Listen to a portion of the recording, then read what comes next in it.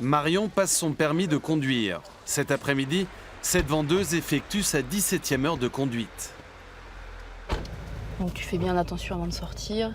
En cas d'échec à l'examen, Marion devra repasser son permis. Mais aujourd'hui, l'attente est moins longue.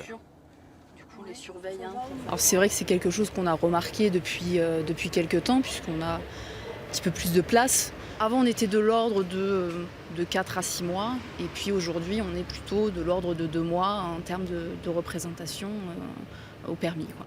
Entre 2014 et 2016, les délais d'attente en Haute-Garonne sont passés en moyenne de 98 à 68 jours.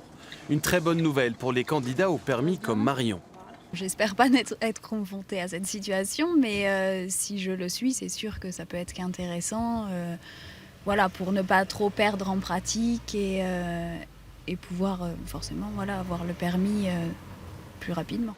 Désormais, ce sont 5 organismes agréés par l'État, dont la Poste, qui font passer le code de la route.